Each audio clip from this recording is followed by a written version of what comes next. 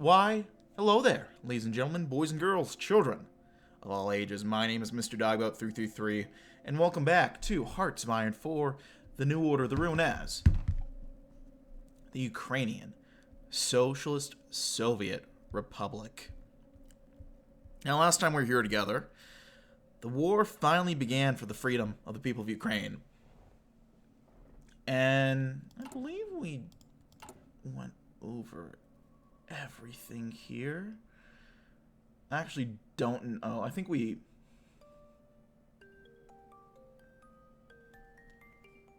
I actually don't know if I read all of this. I don't think I actually did. Let's go ahead and read it again just in case. We are national communists. Oh, I think I read this. I'm guessing I read this as well. Yeah. Let's check out the ministers. First off, our government is Andrei Rachitsky, an unflinching radical, the first secretary of the Communist Party of Ukraine, left communism. If he told a younger Anatoly Pistolsky, better known by his pseudonym Andrei Rachitsky, they would serve as first secretary of the Communist Party of Ukraine, he would dismiss it as a passing dream, unsuited for a man like him. After all, he was an intellectual, comfortable in his Ukapist niche. History would have other things in store for him. As a UKP ideologue and critic of Ukrainian Bolsheviks, Rachitsky would bounce around minor USSR positions for several years before the merger with the KPBU in 1925. Over time, he would grow close to party leader Mykola Shripnik and his Bolshevik ideals. Now the secretary in a new free Ukraine, he advocates nationwide common ownership through the organization of the population into a single network of communes, though time will tell if he can succeed. Ministers. For our People's Commissar of Foreign Affairs, Roman Rozdolsky. Originally from Austrian Galicia, Roman Ospovich Rozdolsky gives a different perspective than many of his eastern Ukrainian comrades. Born in Lviv just before the turn of the century, his commitment to Marxism is almost as old as his family's struggle for Ukrainian independence. Drafted into the Austro-Hungarian Imperial Army, Rozdolsky was forced into war between capitalists. When his subjugator fell, he would soon find his way into the Revolutionary Red Army to fight for a more noble cause. Rozdolsky's careful scholarship of Marxist works, study across Europe, won him significant connections and acclaim from the communist movement internationally, in a tribute recognized by the party, which granted him a substantial stay over new Soviet republics' foreign affairs. Rozdolsky must be able to leverage and pull these connections if the emancipatory promise of the Ukrainian Revolution is to survive immediate German reprisal. Next up, how the fuck am I going to say that name? The chairman of the U-SSR Durst Plan, just a normal communist, cautious councilist, Vsevolod Holubnitsky. Vsevolod Holubnitsky was once merely one of millions of forced laborers in Germany, stolen from his home in Kharkiv in 1943 at the young age of 15. Joining an observer, he seemed doomed to follow the fate of so many souls consumed by the Reich, until he encountered an underground KPBU cell among the Ukrainian Ostarbeiter, where he would become acquainted with Marxism, quickly making a name for himself as a rising star in the intellectual wing of the Communist Partisan movement. Upon his eventual return to the Reich Commissariat, specializing in economic ratings of Marxist theories, he now stands as the head of the Ukrainian Socialist Republic's economic apparatus, hoping to use his position to push for the decentralized communist council systems he has always advocated. And then finally, the People's Commissar of Internal Affairs, a national communist, Mykola Zubatenko. Mykola Ivanovich Zubatenko fits well into the idea of a model Chekist, steadfast in conviction, efficient in action, and relentless in pursuit of the enemy. Born in 1917 in Ukrainian family Donetsk, Zubatenko would later find himself drafted in the Red Army in 1939, where he chose to join the NKVD. During his studies at the NKVD commissary in Moscow, he felt alienated by his Russian surroundings, wishing soon to return to his homeland of Ukraine. As Moscow fell, Zubatenko fought as part of a motorized rifle unit and later slipped away to Ukraine, where he would take part in the local communist partisan movement. Gaining influence as the Nazi occupation limped on, It firmly opposed Timofey Strokach's catastrophic decision to launch a general uprising in 56, which pushed Zhubotenko towards his now close friends and like-minded associate, Shumsky. Zhubotenko now commands his security apparatus of the Communist underground. His one goal, to ensure both that there may be no freedom for the enemies of the revolution, and that there must be freedom for its friends, a goal he will attempt to dedicate the rest of his career and life to. Well, good luck with that, gentlemen. I'm sure we have all these focuses to read as well, but I'm not going to quite worry about those right now, at least. In fact, real quick, I'm going to redo this front line. Just do a general front line there. I think that might be our best bet to keep things simple. Stupid. I'm not calling you guys stupid. Don't worry. Oh, well.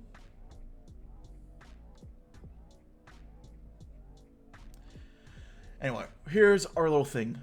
Bitter Harvest. When the partisans first rose up in the east and the west, their first course of action was to set fire to all the fields they come across in the hopes of disrupting the food supplies of the Germans. They succeeded, but have inadvertently brought the same to themselves.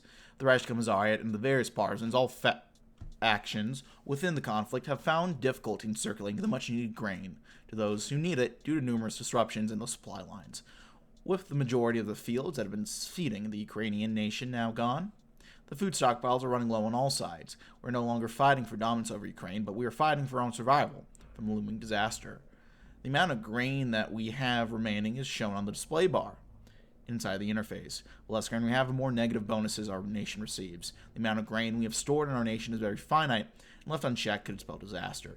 It is thus necessary for us to carefully manage our supply spending using the buttons on the interface. Choose wisely so as to not to run our stockpiles dry. Well, I accidentally decided to feed the people. So, we know how that will. As the situation in Ukraine worsens, food has become scarce as the fields are burned and traditional supply chains are cut off in the chaos of war. Our soldiers must forage land for their food, taken from locals in whatever small territory we might command. The food runs out and the harvest depleted. We'll have no chance of continuing our efforts. Well, we have 1,000 bushels of grain left. We consume 35 a week. Well, we can recruit local councils. We got a couple options, actually.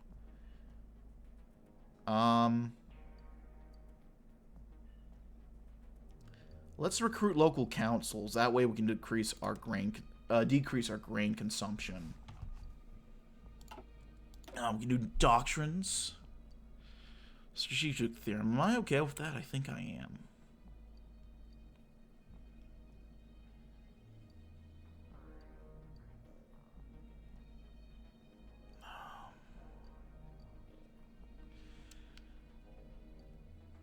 I think we'll do prepared doubt systems. There we go. I didn't speak. I had to stutter that out, but I got it out at least. And then, well, we have an offensive line.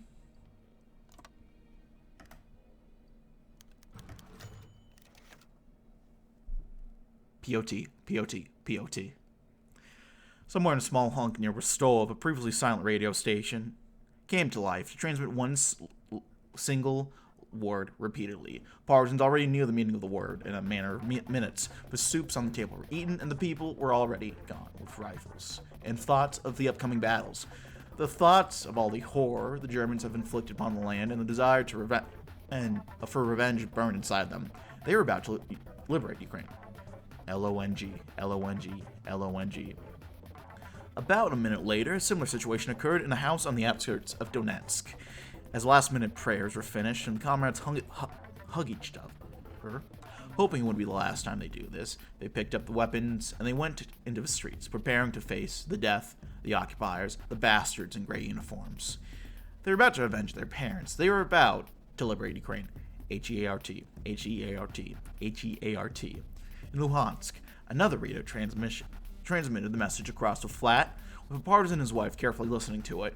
Despite all of his beloved one's protests, all must you really goes. The man knew he had to fulfill his duty. his promise to his son, sleeping calmly on the other room. He was about to leave his family behind for their own sake, to bring back joy in their lives, to finally make the love of his life smile again. It was about to liberate Ukraine. Let's go. Looks like we can start moving all off the bat.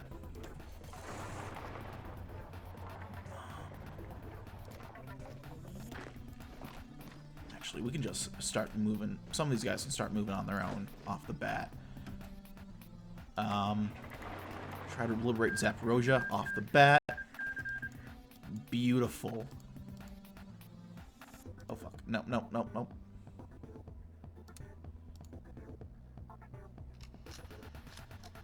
Fuck.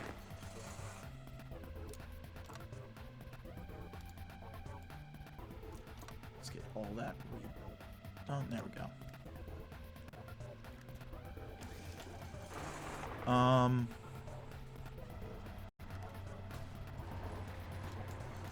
Okay, let's slow down speed. First things first. We'll do that for now. That'll give us another one of these. What are we lacking? Support equipment, motorized equipment. I think motorized might be pretty important. Especially because we have these guys going. Oh, we have these guys, right. But we're at war with the Republic. Although they're popping up all over the place, really.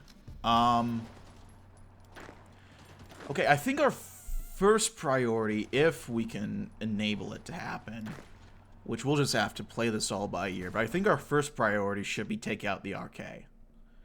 That's going to be huge. If we can knock them out, I think we'll be in a brilliant position.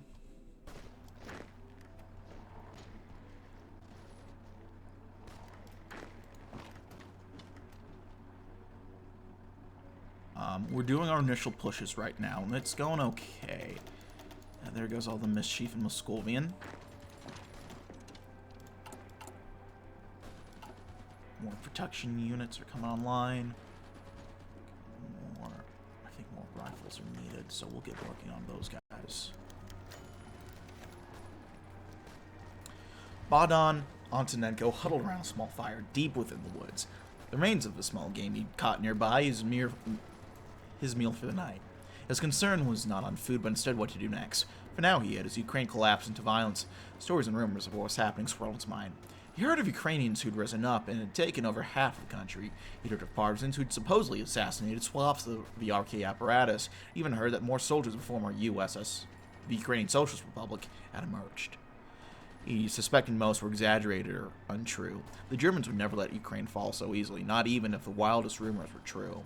Yet there was no doubt that the hold on the Germans had held was broken. Bogdan watched the fading fire, struggling with what to do. His conscience told him to try and find his comrades among the communists. After what he'd done, they'd welcome him back as a hero. If he returned, he wouldn't be an aimless partisan, but he'd have something to higher believe in. It seemed obvious at first, yet he hesitated as the fire dimmed and another cold Ukrainian night began. Things were no longer the same, since he had almost killed Koch. He wasn't special or a hero, and he didn't even know how he'd find them again since being cut off. He also knew that he didn't fight now, but for state or socialism. His mission, once so clear, was now anything but. Socialist, partisan, freedom fighter, none of those seemed right anymore. He knew he could not stay idle, but the fire that burned in him had dimmed. No cause fulfilled him as it once had. For now, he decided he could only keep going. Maybe everything would become clearer in time. Alright, we now occupy this state. I think we got the major VP there.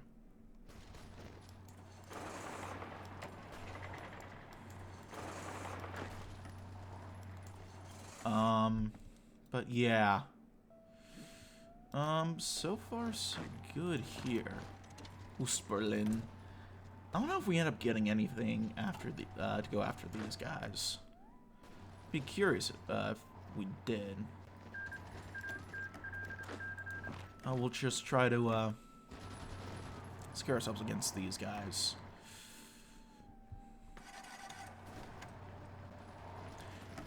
I don't want to fight these guys, actually, if I can avoid it.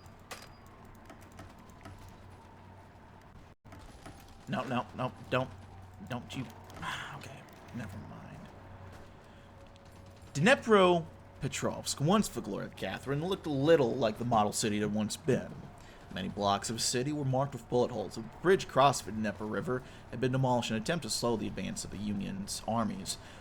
Fields along the city's fringes were waterlogged, apparently the result of some damage to the hydroelectric station some kilometers away. Still, the atmosphere in Dnepropetrovsk was one of jubilation, after years holding the shadows of watching fascist invaders steal their homes and their lands. The people of Ukraine were back on the streets cheering. "God bless you," said a small babushka, pressing herself into Lyudmila Pavlichenko's body. "Glory to Ukraine." "Glory to the Soviet Union," said Lyudmila gently, freeing herself from the other one's grasp. "Soon all people will be free against the Hitlerite." "Glory to Ukraine," came the voice of a group of men, slurring their speech and clearly intoxicated. "Glory, glory, glory." "Please!" Lyudmila tried to make herself heard over the growling din. It was unusual for her, of all people, to be overpowered by the kind of response. "We are here to fight for the cause of the Communist Party and the liberation of the worker against..." But it was useless. All around her stood cheering. After a few futile attempts to incite a cheer for the Union, she shook her head and parted. The invader had done much damage to the cause, but the people would remember their liberators. Yeah, true.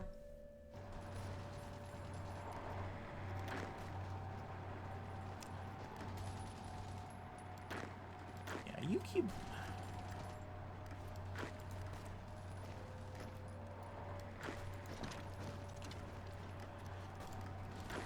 What? Polisberg? What's the guy from fucking Moscovian doing over there? It's a little funny if you ask me. So something interesting going on over here. Not quite sure what, but...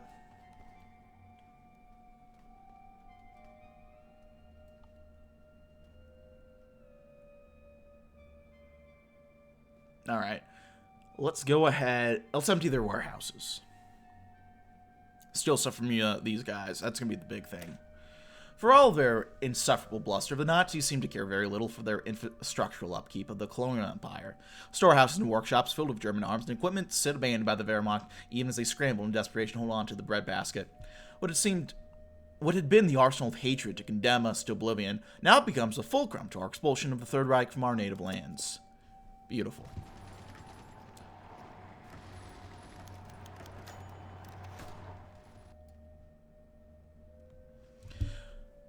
The ground thundered beneath us. Fighting continued almost all the way to Balivka, where the Germans fought from the window and from the sandbags they propped up on the streets.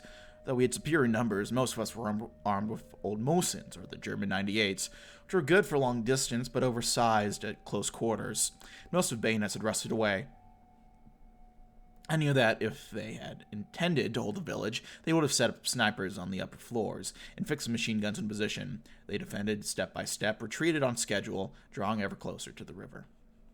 Experience dictated that when the Germans chose not to defend, they would destroy. The question was simply if we could cross before the bombs fell. I held a position behind the porch, well hidden behind rubble, providing covering fire across the street. The Dnieper roared ahead. We were so close to the river bridge that we could smell the spray. It was a broad, massive bridge, and there was every possibility that it had been rigged to explode underneath, or marked with paint for the planes to target. And at any rate, bullets still flew just above our heads down the street. I waited for an opening. Any opening. The endless haul of pale bullets stopped. My forward scouts finally returned, saying that both sides of the bridge were clear on our end. There was a time for marching, but this was not it. I called out to the men. In groups of 3, they ran across the bridge as fast as their legs could carry them. Finally, when they had all crossed, myself and my ammunition carrier looked at each other and ran. In the distance, I could hear planes flying overhead and bullets on either side, but we kept running. In the end, our side of the river was devoid of enemies, and I thought I had orders to continue and secure the forward operating base. In that moment, my only regret was that I could not fight for my brothers that had died and bled in crossing that great river. From personal memoirs of First Lieutenant Georgy Semenov. get another military factory. And we gotta get working on more rifles, methinks.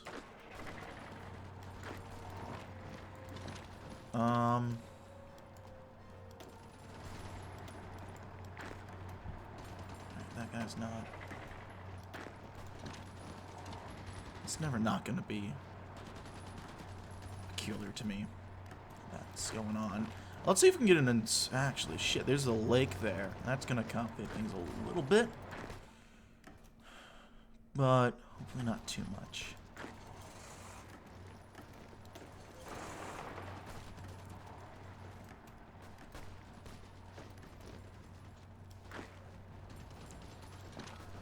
That's not, well, it's sort of like a reservoir type deer. It's I guess it's sort of, it's probably a lake along the river. That sort of deal.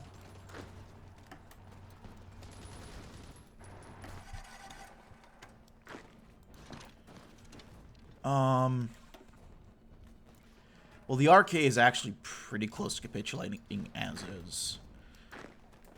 So I think what our best bet may be, because I don't know if we can beat them in a straight fight, although casualty-wise we are doing very well against them. But I think our best bet, more than likely... Hello, Ghost Space Mommy. How are you? Our best bet is probably to just leave it off, to try to rush VPs and maybe take them out. And then we can deal with the Ukrainian state and the Republic. Anyway, I'm going to go ahead and leave it there. But thank you as always for watching, my friends. If you like this video, leave a like. If not, feel free to dislike. If you want to see more of this content in the future, hit the sub button for uploads weekdays as well as occasionally Saturdays. Leave any comments or feedback down in the comment section below. I read all comments again. Appreciate any feedback you might have for me. Check out my various links. Leave any comments, feedback. Yeah, that's about it for now, friends. I thank you all for watching. I'll see you all next time. Bye-bye.